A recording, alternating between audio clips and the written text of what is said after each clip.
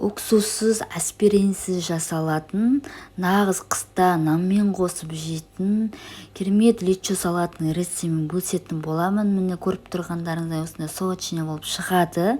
Видеоны соңына дейін толық қараңыздар, және де қыста қалай ұзақ сақтау керек, барлығын сіздерге айтатын боламын. Ең алдымен бізге керек заттар: бізде 3 кг помидор, және де 2 кг перец, және де петрушка, және де ащы бұрыштан 2 штук, және де бізге 1 сарымсақ керек болады. Ең алдымен біз осы перецтерімізді дәл видеодадай осылай бөліктеп турап аламыз.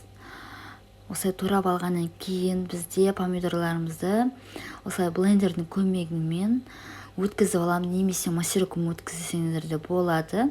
Міне осындай массада болу керек, көріп тұрғандарыңыздай. Қалғанын осындай бір помидорды алып қалып, осылай ащы бұрышымызбен чесногымызды осылай бөліп салып, оны да блендерден өткізіп алатын боламыз. Міне мен мұнда чеснокты суға салған себебім, яғни сырты тез ашылу үшін осылай алдын ала мен салып алдым. Міне барлығын осылай турап салып аламыз. Одан кейін барлығын осылай блендерден қайтып өткізетін боламыз. Бізде блендердің массасы дәл осындай болу керек. Ендігі кезекте бізде барлығы дайын. Ендігі кезекте соңғы қуыру етабы. Міне көріп тұрғандарыңыз барлығы дайын, және де бізге жуа керек болады. 2 бас жуа, және де бізге сұйық май керек болады. Сұйық майымды құйып аламыз табамызға. Одан кейін жуамызды үстіне саламыз.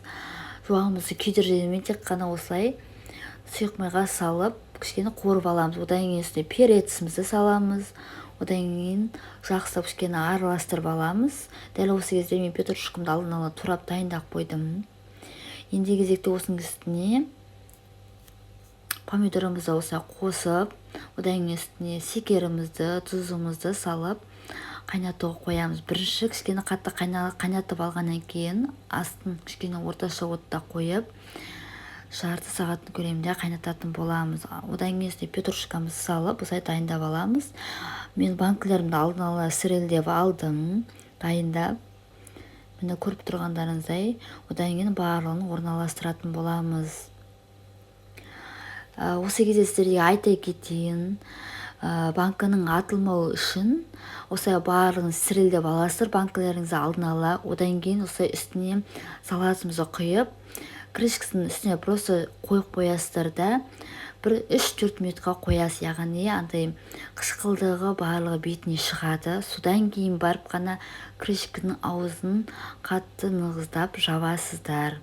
Кішкене осылай бетін қойып, осылай 1-2 минутқа осылай қалдырасыздар. Кішкене өзінің бойындағы қышқылдық қасиеттері барлығы шығады. Содан кейін барып осылай көріп тұрғандарыңыздай осылай барлығын бұрап шығасыздар. Одан кейін барлығын осылай дәл видеодадай төңкеріп қоясыздар.